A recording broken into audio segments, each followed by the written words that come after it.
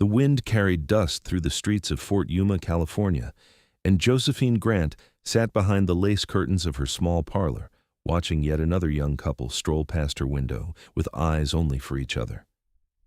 She was 43 years old, and she had stopped counting the days since her husband died in a mining accident 15 years ago, leaving her childless and alone in a town that seemed to sprout families like weeds after rain. Mrs. Abernathy, the self-appointed matchmaker of Fort Yuma, sat across from her, teacup trembling in her wrinkled hands as she shook her head with what Josephine could only describe as theatrical disappointment. "My dear Josephine, you must understand my position. The men who come through my office are looking for wives who can give them children, who can work alongside them for decades to come. You are a lovely woman, truly, but you are not young anymore." The words hung in the air like gunsmoke. Josephine felt something cold settle in her chest, though her face remained composed. She had expected this conversation, had braced herself for it, but hearing it spoken aloud made it real in a way that her own midnight thoughts never had. "I understand, Mrs. Abernathy. Thank you for your time and your honesty." Mrs. Abernathy gathered her reticule and stood, her expression softening slightly. "I am sorry, dear. If circumstances were different." She left the sentence unfinished, as though Josephine's age were a tragedy too profound to name twice in one afternoon. After the matchmaker left, Josephine remained in her chair, staring at the cooling tea. The little house felt enormous around her, every corner echoing with the absence of children's laughter, of a husband's footsteps. She had managed her late husband's legacy well, a small inheritance that provided enough income to keep her comfortable, but not enough to make her interesting to fortune hunters. She worked 3 days a week at the general store, more for companionship than necessity, and she'd convinced herself that this half-life was enough. It was not enough. The next morning dawned hot and bright, as every morning did in Fort Yuma, where the desert met the Colorado River and the sun showed no mercy. Josephine tied on her bonnet and walked the dusty streets to Miller's General Store, greeting neighbors who smiled at her with the particular kindness reserved for respectable widows. She'd become a fixture in this town, as permanent and unremarkable as the wooden sidewalks. "Morning, Josephine," Harold Miller called from behind the counter, his mustache twitching with his customary good humor. "Got a new shipment coming in today. Going to need your help with the inventory." "Of course, Mr. Miller." Josephine moved behind the counter and began arranging the jars of preserves that had come in yesterday. The work was mindless, which suited her mood. Her hands moved automatically while her mind churned with thoughts of Mrs. Abernathy's words. The bell above the door jangled, and Josephine looked up to see Sarah Wellington, a young bride of 22, glowing with health and obvious pregnancy. "Good morning. I need 2 yards of the blue calico, please. I'm making curtains for the nursery." Josephine measured and cut the fabric, wrapped it in brown paper, and accepted the coins with a smile that felt like it belonged to someone else. After Sarah left, Harold gave Josephine a sympathetic look. "Pay her no mind. Some folks do not know how their happiness can sting others." "She meant no harm," Josephine said quietly. "The world is full of happy young mothers. I cannot resent them all." But she did resent something, she realized, not the young women themselves, but the assumption that her life was over, that she had nothing left to offer, no dreams left to dream. She was 43, not dead. Her body still felt strong. Her heart still beat with wants she had tried to bury. That afternoon, a commotion outside drew both Josephine and Harold to the window. A wagon had pulled up in front of the surveyor's office, and a man was climbing down from the driver's seat. Josephine found herself staring despite her usual propriety. He was massive, broad-shouldered, and thick with muscle, moving with the easy confidence of someone who had spent years in wild places. His hair was dark and fell past his collar, tied back with a leather cord, and a full beard covered the lower half of his face. He wore buckskin and homespun, clothes that had seen hard use, and when he turned to lift a trunk from the wagon bed, Josephine could see the play of muscle beneath his shirt. "That will be Dalton Drake," Harold said, stroking his mustache. "Heard he was coming down from the mountains. Been trapping up north for years. Guess he is looking to settle somewhere with less snow." "He looks like he could wrestle a bear," Josephine murmured, then felt her cheeks heat at having spoken the thought aloud. Harold chuckled. Probably has, knowing mountain men. They are a different breed. Dalton Drake disappeared into the surveyor's office, and Josephine returned to her work, but her mind kept circling back to the image of him, powerful and rugged, so different from the shopkeepers and farmers who made up most of Fort Yuma's male population. She scolded herself for the reaction. A man like that would have no interest in a woman like her, faded and past her prime. 3 days later, Dalton Drake walked into Miller's General Store. Josephine was alone at the counter, Harold having gone to the post office, and she looked up to find herself facing the mountain man across 6 feet of polished wood. Up close, he was even more imposing, tall enough that she had to tilt her head back to meet his eyes. They were gray, she noticed, the color of storm clouds, and they studied her with an intensity that made her breath catch. "Help you with something?" she managed, pleased that her voice came out steady. "Need supplies," he said. His voice was deep, roughened by wind and weather. "Flour, salt, coffee, sugar, bacon if you have got it, dried beans, and I need a new axe, a good one." Josephine nodded and began gathering items, moving through the store with practiced efficiency. She was aware of his gaze following her, and it made her self-conscious in a way she had not felt in years. She found herself grateful for the neat fit of her dress, the way she had pinned her dark hair that morning. Vanity, she thought, at your age. "You are new to Fort Yuma," she said, more to fill the silence than from real curiosity. "Just arrived. Been in the high country for near 20 years. Time for a change." 20 years is a long time to be in the mountains. She set a sack of flour on the counter. Most men cannot stand the isolation. Most men do not know how to be alone with themselves. His gray eyes held hers. "But I'm not most men, and I reckon you are not most women either." Josephine blinked, surprised. "What makes you say that?" "You have got sadness in your eyes, but you are not broken by it. You carry yourself like you have got nothing left to prove. That is rare." The observation was so unexpected, so intimate, that Josephine did not know how to respond. She focused on tallying his purchases, her cheeks warm. "That will be $8.40. He counted out coins from a leather pouch, his hands large and scarred. When he gathered his supplies, he paused. "I did not mean to speak out of turn." "You did not." Josephine met his gaze again. "It is just that most people do not really see me anymore." "Then they are not looking." He touched the brim of his hat and left, the bell jangling in his wake. Josephine stood behind the counter, her heart beating faster than it had any right to. She pressed her palms flat against the wood, trying to steady herself. It was foolishness, this flutter of attraction. He was simply a customer, and she was simply a shopkeeper. Nothing more would come of it. But 3 days later, he returned. This time he needed rope and nails, canvas, and leather oil. Josephine helped him, and they fell into conversation more easily, talking about the heat, about the river, about the way Fort Yuma sat at the edge of everything like a doorway between the civilized world and the wild. He told her about the mountains, about winters when the snow reached the eaves of his cabin, about the absolute silence of a forest after fresh snowfall. She told him about Fort Yuma, about the families who came and went, about the way the desert bloomed after the rare rains. "You speak about this place like you love it," Dalton observed, "but also like you are not sure it loves you back." Josephine laughed, startled by his perceptiveness. "That's a strange thing to say about a town." "Is it wrong?" she considered. "No, I suppose it is not."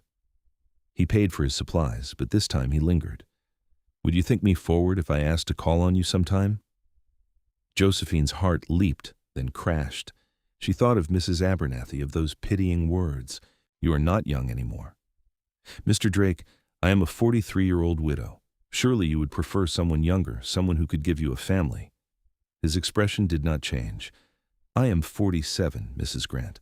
I have spent half my life in the wilderness. I have no illusions about youth or perfect families. What I want is a woman with substance, with strength, someone who knows who she is." He paused. "You strike me as that kind of woman." Josephine stared at him, her throat tight. No one had spoken to her this way in so long. No one had looked past her age to see her. "I would not think you forward. I would think you kind." "Then may I call on you this Sunday afternoon?" "Yes," she whispered. "Yes, you may." He smiled then, a slow warming of his features that transformed his rough face into something almost gentle. "Good. I will see you Sunday, Mrs. Grant." After he left, Josephine had to sit down, her knees weak. Harold returned from the post office to find her fanning herself with an invoice, and he raised his eyebrows. "Are you all right?" "I'm not sure," she admitted. "I think I just agreed to be courted." Harold's face split in a wide grin. "Well, I will be. About time something good happened for you, Josephine. That Drake fellow seems solid. He is also a stranger who has lived alone in the mountains for 20 years. So? You have lived alone in this town for 15. Maybe you both know something about solitude that makes you appreciate company more." Josephine could not argue with that logic. Sunday came with agonizing slowness. Josephine cleaned her already spotless house, baked a cake, changed her dress 3 times, and felt like a foolish girl preparing for her first beau. When the knock finally came at her door, she took a deep breath and opened it to find Dalton standing on her porch, cleaned up and wearing what was clearly his best shirt, his hair still damp from washing. "Mrs. Grant," he said formally, and offered her a bouquet of wildflowers he must have gathered from along the river. "Mr. Drake, please come in." She took the flowers, touched by the gesture. They were simple, not the hothouse roses that wealthy men gave, but they felt more honest somehow, more real. They sat in her small parlor, and the conversation flowed more easily than Josephine had dared hope. He told her about his life, about growing up in Missouri and heading west as a young man, drawn by wanderlust and the promise of freedom. He had married young, he admitted, to a girl who thought she wanted adventure, but discovered she wanted security instead. "She left me after 2 years, Dalton said without apparent bitterness. "Went back to St. Louis with a banker. I do not blame her. I was not an easy man to live with, always wanting to push further into the wilderness. We never had children, which I suppose was for the best given how things ended." "I am sorry," Josephine said softly. He shook his head. "It was more than 20 years ago. We were both young and did not know ourselves. What about you?" Josephine told him about her marriage, about Thomas Grant, who had been kind but distracted, always chasing the next big strike in the mines. He was a dreamer. I loved that about him, but it also meant he took risks. One of those risks killed him when a shaft collapsed. She folded her hands in her lap. "We never had children either. I could not seem to carry a baby to term. After a while, we stopped trying. That must have been hard. It was the hardest thing I've ever endured, watching other women with their babies, knowing I would never have that. Thomas was disappointed, though he tried to hide it. Sometimes I wonder if that is why he took such risks in the mines, because there was nothing at home worth being careful for." Dalton reached across the small space between their chairs and took her hand. His palm was calloused, warm, and enormous compared to hers. Any man who did not see you as worth being careful for was a fool. Tears stung Josephine's eyes. She blinked them back and squeezed his hand. "Thank you for saying that." They talked until the sun began to set, covering everything and nothing, learning the shapes of each other's lives. When Dalton finally stood to leave, he held her hand a moment longer. "May I see you again?" "I would like that very much." He came back the next Sunday, and the Sunday after that. Between his visits, Josephine found herself watching for him around town, her heart lifting whenever she caught a glimpse of his broad shoulders or heard his deep voice. The other women in Fort Yuma noticed, of course. Mrs. Abernathy stopped Josephine on the street one morning, her eyes bright with curiosity. "I hear you are keeping company with that mountain man," she said, her tone hovering between scandalized and intrigued. "Mr. Drake has been calling on me, yes?" Mrs. Abernathy's expression shifted to something almost apologetic. "I must admit, I did not think you would find someone. Certainly not someone so robust." Josephine lifted her chin. "Neither did I, Mrs. Abernathy. But it seems Mr. Drake and I suit each other quite well." "Well?" The matchmaker fanned herself. "I suppose age is less important to men who have lived rough. They value different things." Josephine smiled thinly. "He values me, Mrs. Abernathy. Perhaps that is enough." She walked away before the matchmaker could respond, feeling a fierce satisfaction. Let them talk. Let the whole town gossip. For the first time in years, she felt alive, felt wanted, and she was not going to apologize for it. On his 6th visit, Dalton asked if she would take a walk with him along the river. Josephine agreed, and they strolled the dusty path as the sun dipped toward the western horizon, painting the sky in shades of orange and red. The Colorado River moved sluggishly beside them, the water low this late in summer. "I have been thinking," Dalton said, his hands clasped behind his back. "I bought a piece of land east of town. Good water source, decent soil. I'm going to build a house there, something permanent.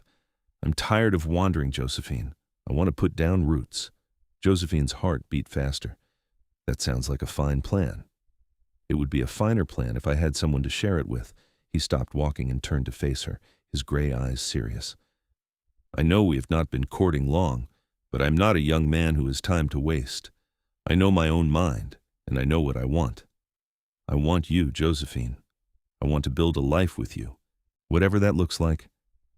I do not care about children or what people think. I just want to wake up next to you every morning and know that I am not alone anymore." Josephine felt tears spill down her cheeks.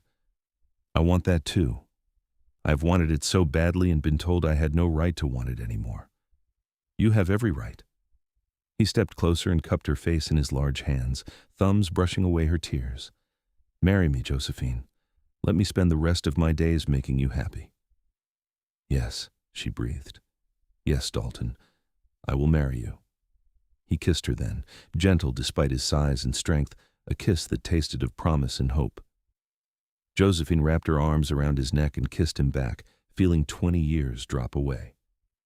She was not young, but she was not dead either.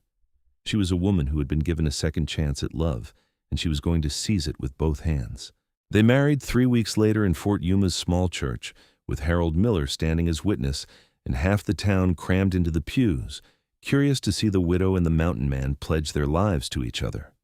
Josephine wore her best dress, dark blue silk that she had saved for years, and Dalton wore a new suit that strained across his shoulders.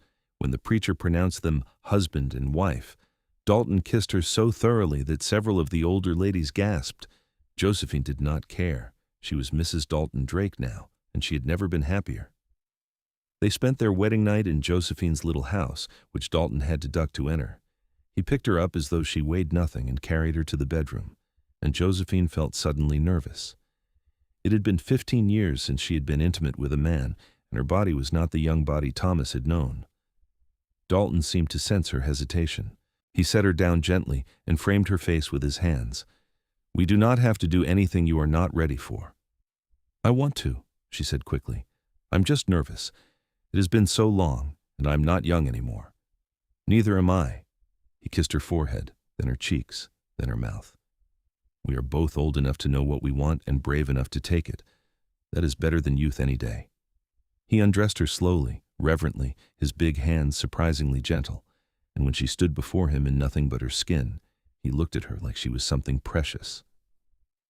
"You are beautiful, Josephine. Every line, every mark, you are beautiful." She helped him out of his clothes, awed by the sheer size and strength of him, the muscles built by years of hard living, the scars that mapped a life she was only beginning to learn. When they came together, it was with a tenderness that made her cry, a passion that made her feel young again, a connection that went deeper than bodies. This was what she had been missing, this intimacy, this belonging. Afterward, they lay tangled together in her narrow bed, Dalton's large frame taking up most of the space, and Josephine felt complete in a way she had not since before Thomas died, maybe even more complete than she had been then, because this love was built on truth and acceptance rather than youthful dreams. "I love you," she whispered into the darkness. "I love you too," he rumbled back, his chest vibrating beneath her ear. "I did not think I would find this again, but I'm damn glad I was wrong." They moved into Josephine's house temporarily while Dalton built their new home on his land. Every morning, he would rise before dawn and ride out to the property, and Josephine would pack him a lunch and kiss him goodbye. She continued working at the general store, though she knew that would change once the house was finished and there was a household to manage. Harold teased her mercilessly about her glowing face and quick smiles. "Never thought I would see you this happy, Josephine. It is good for the heart." "It is," she admitted. "I feel like I have been sleepwalking for 15 years and finally woke up." On Sundays, Josephine would ride out to the property with Dalton and help however she could, fetching tools and water, holding boards steady while he nailed them in place. The house took shape slowly, a solid structure with thick walls and a wide porch. Dalton designed it with care, making sure there were windows to catch the breeze, a large kitchen where Josephine could work, a bedroom that would fit his oversized frame. "What about children's rooms?" she asked one afternoon, trying to keep her voice light. Dalton paused in his hammering and looked at her. "Do you want children's rooms?" "I thought you did not care about children. I do not need them to be happy, but if you want to try, if you want to open our home to a child who needs one, I am willing. There are orphans everywhere in this territory. We could give a child a good home." Josephine felt hope bloom in her chest. "Do you mean that?" "I do not say things I do not mean." He set down his hammer and pulled her into his arms. "I want you to be happy, Josephine. If children will make you happy, then we will have children." She buried her face in his chest, overwhelmed. "I would like that. I would like that very much." The house was finished by early October, just as the brutal summer heat began to ease. Josephine said goodbye to Harold in the general store, packed up her little house and moved into her new home with a sense of beginning something important. The house smelled of fresh lumber and possibility. Dalton carried her over the threshold, a tradition that made her laugh, and they spent their first night in their new bedroom, christening it properly. In November, they traveled to the Territorial Orphanage in Tucson, a dusty journey that took 3 days by wagon. The woman who ran the orphanage was skeptical when she learned Josephine's age. "Most families want infants," she said, her tone apologetic, "and most are younger than you, Mrs. Drake." "We are not most families," Dalton said firmly. "We want a child who needs a home, regardless of age. We have love and stability to offer. That is more than many can say." The woman studied them both, then nodded slowly. "Very well, let me show you the children." They met children of all ages, from toddlers to teenagers, each with their own story of loss and hardship. Josephine's heart broke and mended a dozen times as they moved through the rooms. And then they met Jacob, a serious boy of 8 years with dark hair and wary eyes.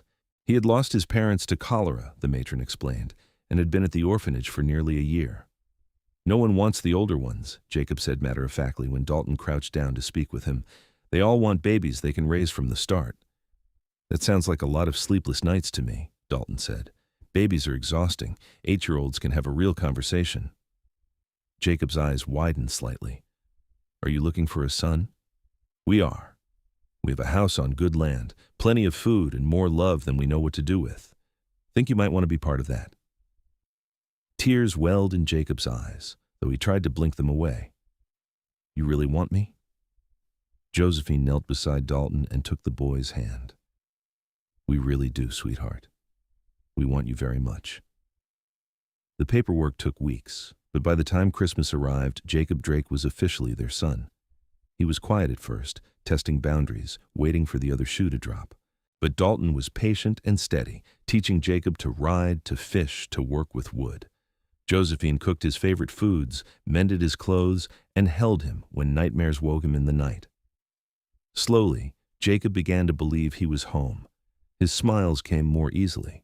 His laughter rang through the house. He called them Ma and Pa, tentatively at first, then with growing confidence. "I am so happy," Josephine told Dalton one evening as they sat on the porch, watching Jacob play with a wooden horse Dalton had carved for him. "I never thought I would have this." "Neither did I." Dalton pulled her close, his arm heavy and warm around her shoulders. "But here we are." "Here we are," she echoed, resting her head against him. The years rolled forward, each one bringing its own challenges and joys. The ranch prospered under Dalton's management. He raised cattle and horses, using skills learned from years in the wilderness to read the land and weather. Josephine kept the house, tended a large garden, and became known throughout Fort Yuma for her preserves and pies. Jacob grew tall and strong, learning everything Dalton could teach him.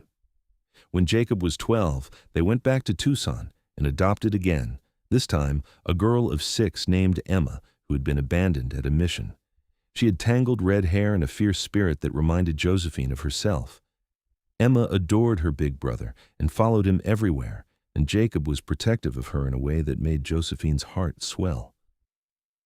"2 children," she said to Dalton one night as they lay in bed, listening to the quiet sounds of their sleeping household. "I never thought I would have even one, and now we have 2. "We have a family," Dalton corrected. "A real family." "Yes," she agreed. "We do." More years passed. Jacob grew into a young man, strong and capable, with Dalton's steady temperament and Josephine's kind heart.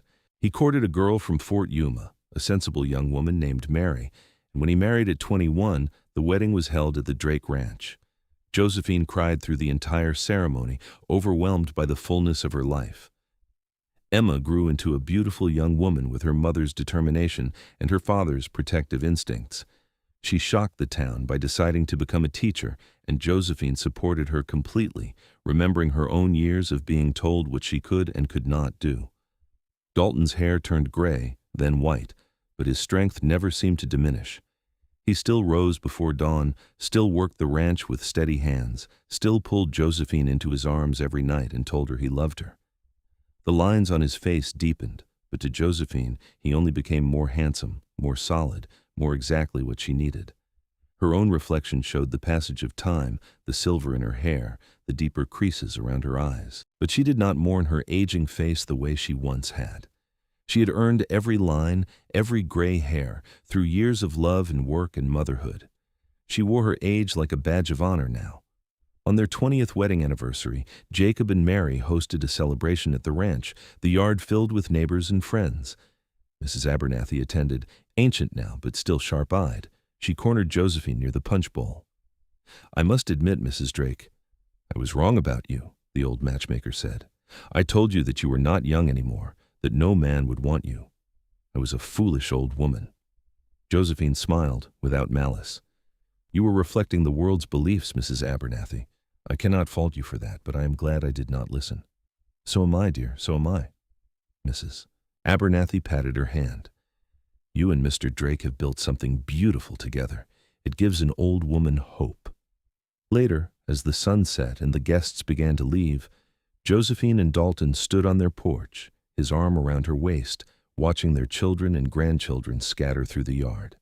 Jacob and Mary had given them 2 grandchildren already, a boy and a girl, and Emma had recently announced her engagement to a young surveyor from Yuma. "Do you ever regret it?" Josephine asked softly. "Giving up the mountains for this?" Dalton looked down at her, his gray eyes warm in the fading light. "Not for 1 second. The mountains were beautiful, but they were lonely. This is life, Josephine. This is everything. Even though we started so late, even though we are not young anymore." He turned her in his arms and kissed her forehead, her cheeks, her lips. "Especially because we are not young anymore. We knew what we wanted. We knew what mattered. Young people are still figuring that out. We got to skip all the confusion and go straight to the good part." Josephine laughed and wrapped her arms around his neck, standing on her toes to kiss him properly. "I love you, Dalton Drake. You are the best thing that ever happened to me." "The feeling is mutual, Mrs. Drake. The feeling is mutual." They stood together as the stars began to appear, the desert night cooling around them, the sounds of family and home filling the air. Josephine thought back to that day in her little parlor when Mrs. Abernathy had told her she was not young anymore, how those words had felt like a door closing, but they had really been a door opening, because they had driven her to take a chance on something different, on someone different.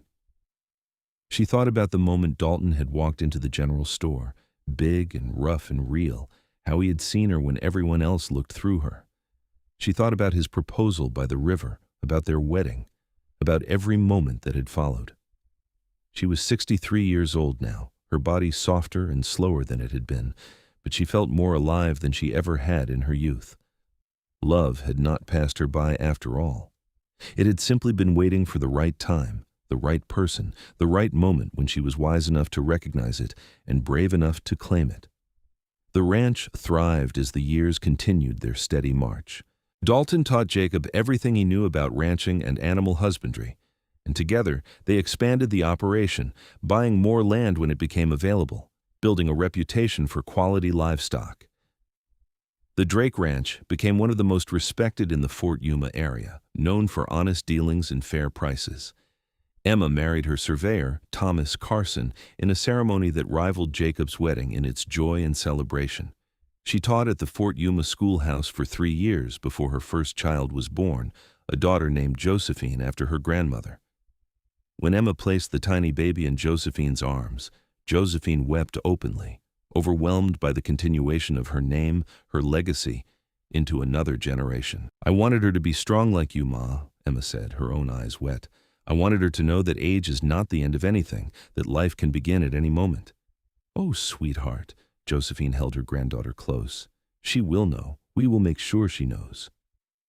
Time moved differently now that Josephine was older. Days seemed to fly past while years stretched long. She marked time by the seasons, by the growth of her grandchildren, by the silver spreading through Emma's red hair and the first gray strands appearing in Jacob's dark head.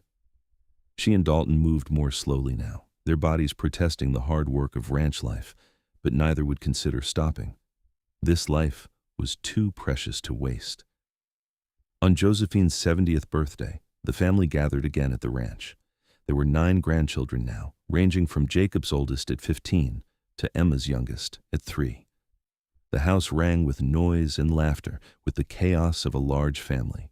Dalton had built additions over the years, expanding the house to accommodate everyone when they came to visit. After dinner, when the children were playing in the yard and the adults were cleaning up, Josephine slipped outside to sit on the porch swing Dalton had installed years ago. The desert stretched out before her, painted gold and red by the setting sun. She heard the door open and Dalton's heavy footsteps, then felt the swing dip as he settled beside her. "Big day," he said, taking her hand in his. "Big life," she corrected. "I keep thinking about that day Mrs. Abernathy told me I was not young anymore, how devastated I felt. If I could go back and talk to that woman, I would tell her not to cry, that the best part was still coming." Dalton squeezed her hand. "You think she would believe you?" "Probably not. Some things you have to live to understand." She leaned against his shoulder, feeling the solid strength of him that had not diminished even as they aged. "Do you ever think about what would have happened if you had not come to Fort Yuma? If you had stayed in the mountains? I would have died up there, alone and cold, thinking that was all there was to life." His voice was matter-of-fact. "Coming here, finding you, it saved me, Josephine. You saved me. You saved me too." She tilted her face up to kiss his cheek. "We saved each other." They sat in comfortable silence as the sun completed its descent and the stars emerged. Inside the house, they could hear the grandchildren begging Jacob to tell them a story. Emma's laugh rang out, followed by her husband's deeper chuckle. It was a symphony of love, of family, of everything Josephine had thought she would never have. Dalton was 74 now, still broad and strong, but moving with the careful deliberation of age. His hair was white as snow, his face deeply lined, but his gray eyes remained sharp and alert. He still rose early, still worked the ranch alongside Jacob, though he let his son handle more of the heavy labor these days. One morning in late spring, Josephine woke to find Dalton already up and standing at the bedroom window, looking out at the ranch. She joined him, slipping her arm around his waist. "What are you thinking about?" she asked. "How lucky I am." He pulled her close. "I am 74 years old, Josephine. I have lived a long, hard life. But these years with you, they have been the sweetest. I want you to know that." Something in his tone made her heart clench. "Are you feeling all right?" "I'm fine. I just wanted you to know." He kissed the top of her head. "I love you. I have loved you since the moment I walked into that general store and saw you standing behind the counter, strong and beautiful and completely unaware of your own worth." "I love you too," she whispered, holding him tighter. They had 3 more good years together. 3 years of watching grandchildren grow, of quiet mornings on the porch, of nights tangled together in the bed they had shared for so long.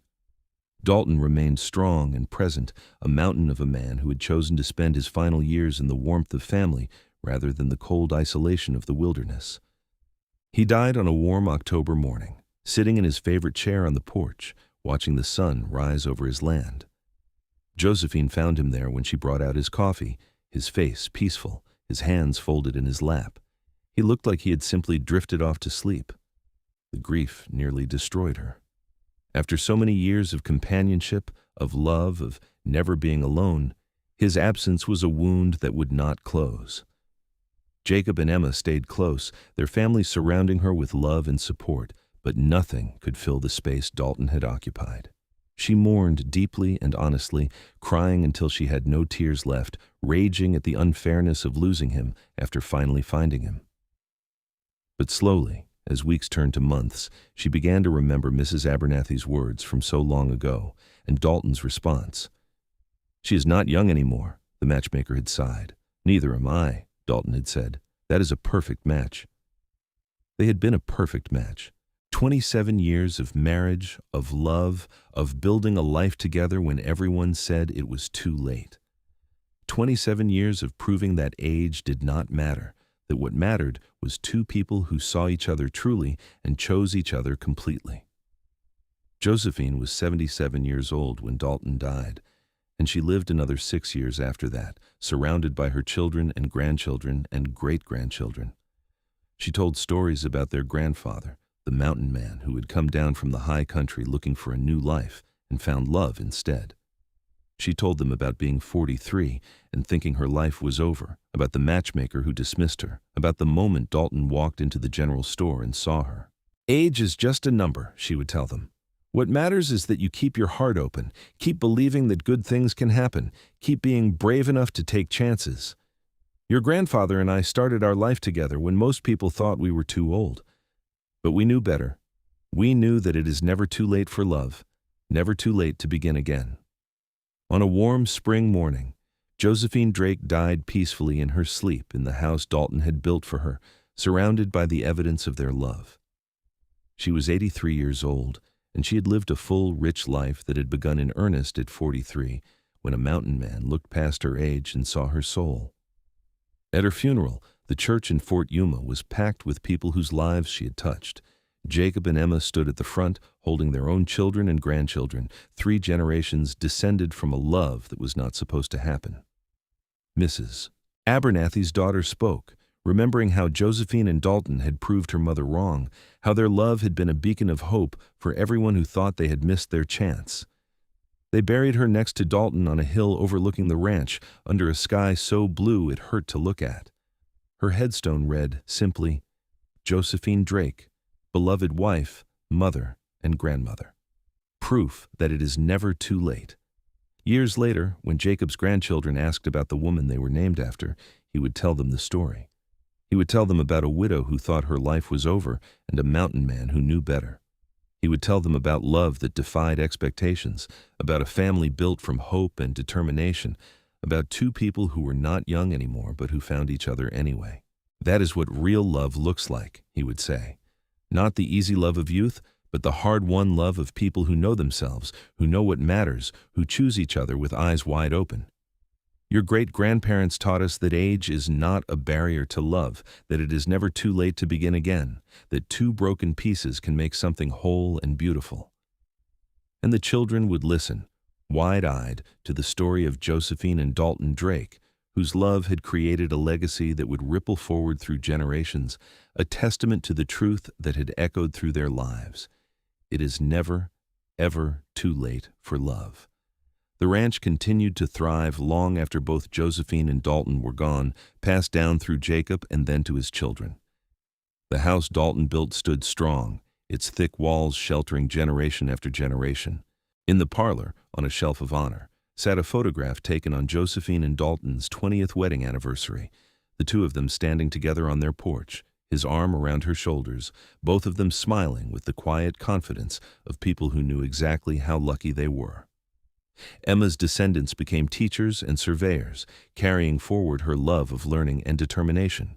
Jacob's descendants continued ranching, connected to the land their great-grandfather had chosen all those years ago. And all of them, every single one, knew the story of how it began, with a matchmaker's sigh and a mountain man's certainty that age did not matter, only love.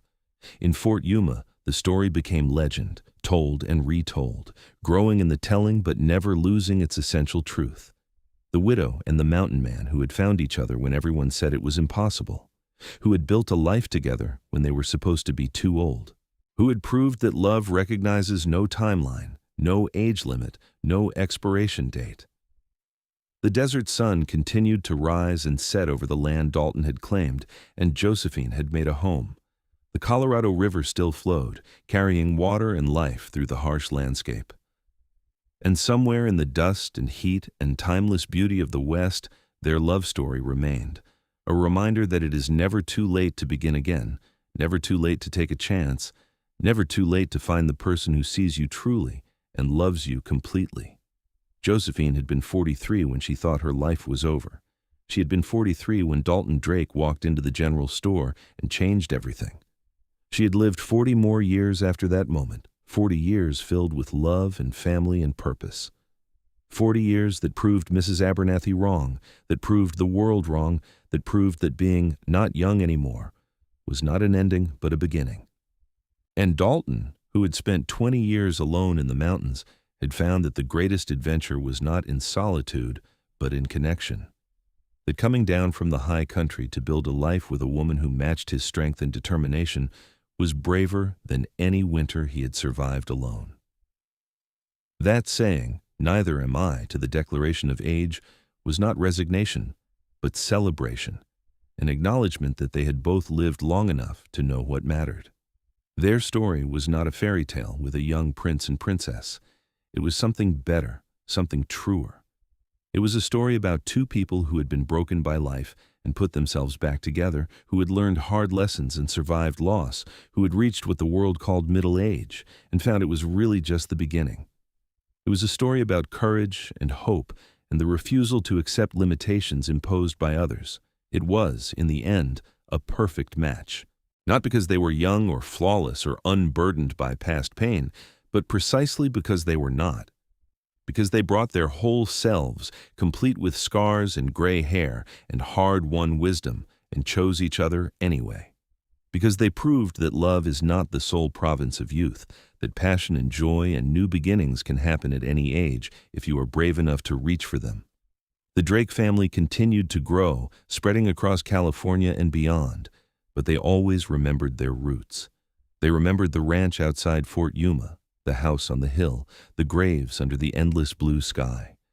They remembered Josephine and Dalton, the widow and the mountain man, the woman who was not young anymore, and the man who said neither was he, the perfect match that almost never happened.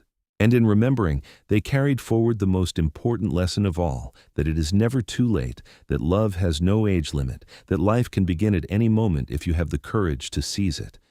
That being not young anymore is not a limitation but a liberation, freeing you from the uncertainty of youth to embrace what truly matters. Josephine Grant had walked into Mrs. Abernathy's parlor as a woman written off by the world, dismissed as too old for love or happiness. She had walked out with her head high, refusing to accept that judgment. And when Dalton Drake appeared in her life like an answer to a prayer she had been afraid to speak, she had been brave enough to say yes. Yes to courtship, yes to marriage, yes to building a family, yes to all the messy, beautiful, challenging joy of a life shared with someone who truly saw her. That yes had echoed through generations. It echoed in Jacob's steady devotion to his own wife, in Emma's fierce independence, in every grandchild and great-grandchild who grew up knowing that love was always possible, always within reach, always worth fighting for. It echoed in the very walls of the house Dalton built, in the land he had tended, in the legacy they had created together from nothing but hope and determination. The sun set over the Drake Ranch one more time, as it had set thousands of times before, and would set thousands of times again. The house stood solid and strong, testimony to the hands that built it. The family gathered inside, multiple generations sharing a meal, sharing stories, sharing the love that Josephine and Dalton had sparked so long ago. And if you listened closely, if you stood on that porch where they had stood so many times, you could almost hear it.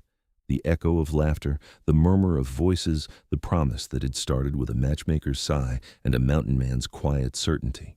The promise that it is never too late, that love is always possible, that two people who are not young anymore can still build something beautiful together. That promise lived on, generation after generation, a beacon of hope for anyone who had ever been told they had missed their chance, that their time had passed, that they were too old for new beginnings. Josephine and Dalton Drake had proved otherwise. They had taken their ages, their losses, their hard-won wisdom, and forged something extraordinary. They had shown that being a perfect match had nothing to do with youth and everything to do with seeing each other clearly, accepting each other completely, and choosing each other every single day.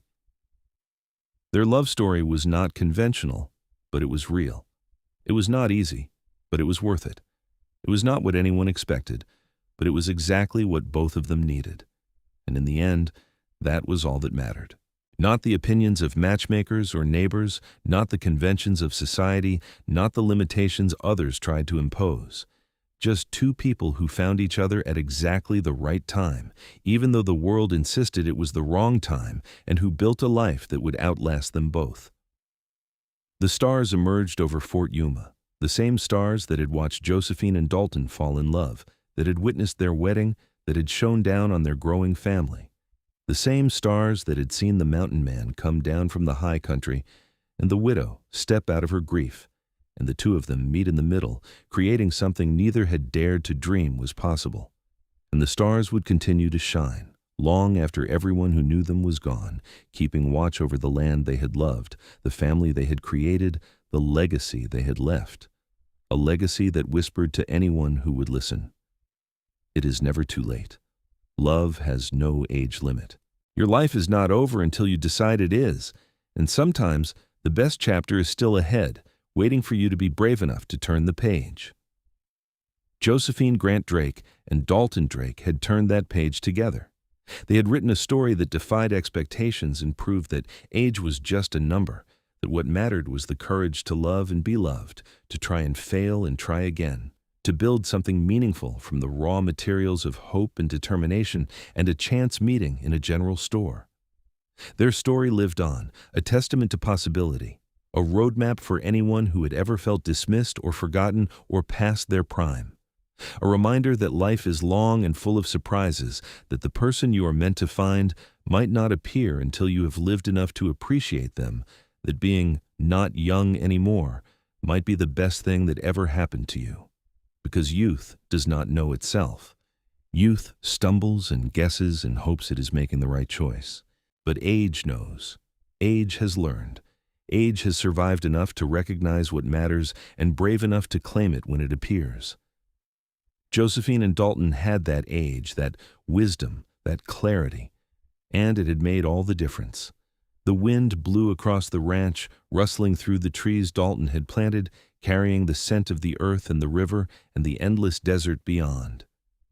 It was the same wind that had blown through Fort Yuma on the day Josephine sat in her parlor and heard she was not young anymore. The same wind that had carried Dalton down from the mountains toward a destiny he did not know awaited him. And it was a kind wind, ultimately, because it had brought them together. It had swept away the dust of loneliness and loss and revealed the bedrock of love that lay beneath. It had proven that sometimes the greatest adventures begin not in youth but in maturity, when you finally know yourself well enough to recognize your perfect match when they walk through the door. Mrs. Abernathy had sighed and declared Josephine not young anymore, as though age were a tragedy. But Dalton had smiled and said neither was he, as though age were a blessing. And in that difference lay everything. In that willingness to see age not as an ending, but as a beginning, not as a limitation, but as a liberation, not as something to mourn, but as something to celebrate. They had been right, and the matchmaker had been wrong. Age had been their greatest asset, not their biggest obstacle. It had given them the wisdom to recognize each other, the courage to claim what they wanted, the patience to build something that would last. Youth might have the energy, but age had the understanding. And understanding, in the end, was what created lasting love. The Drake family knew this in their bones. They carried it forward, this knowledge that had been earned by their ancestors, this truth that had been proven through decades of devotion. They taught it to their children and their children's children, that love is patient, that timing is everything, that sometimes you have to live a lot of life before you are ready for the best part. And the best part, for Josephine and Dalton, had been each other. Everything else, the family and the ranch and the legacy, had flowed from that central truth. Two people who had been told their time had passed had decided to write their own story instead. And what a story it had been. It was a story that deserved to be told and retold, remembered and celebrated. Because it was not just their story. It was a story for everyone who had ever felt too old, too tired, too scarred by life to believe that good things could still happen. It was a story that said, no, you are not too anything. You are exactly right. You are ready. And your perfect match might be just around the corner, waiting for you to be brave enough to say yes. Josephine had said yes, Dalton had said yes, and those two yeses had created a family, a legacy, a love story for the ages, not despite their age, but because of it. Not in spite of their past losses, but informed by them. They had taken everything life had thrown at them and used it to build something beautiful. That was the real magic, the real miracle. Not that two people fell in love, because that happens every day, but that two people who had been told they were past their prime, too old for happiness, not worth the effort, had refused to accept that verdict, had looked at each other and seen possibility, had chosen each other with clear eyes and full hearts, had built a life that would outlast them and inspire generations to come. The Drake Ranch stood as testimony to that choice. Every fence post, every building, every tree planted and tended spoke of their love. The house they had filled with children and grandchildren echoed with their laughter. The land they had worked together bore the mark of their joint devotion. And the family that carried their name forward carried their story too, a story of hope and courage, and the kind of love that refuses to be limited by anything, even time itself. Josephine Grant Drake had been 43 years old when her life truly began. Dalton Drake had been 47 when he found his home. Together, they had created something that would last forever, a love story that proved age was irrelevant, that what mattered was the willingness to see and be seen, to love and be loved, to build and grow and dream together. Mrs. Abernathy had sighed and said she was not young anymore. Dalton had smiled and said neither was he. And in that exchange lay the seed of everything that followed, the acknowledgement that they were both old enough to know what they wanted and brave enough to reach for it, that they were not looking for the passion of youth, but the steadier, deeper connection of maturity, that they were perfect for each other precisely because they were not young anymore. That was the story. That was the legacy. That was the truth that echoed through generations and would echo for generations more. It is never too late. Love has no age limit. Your perfect match might be waiting for you to be wise enough to recognize them. And being not young anymore is not the end of anything. It is, in fact, just the beginning.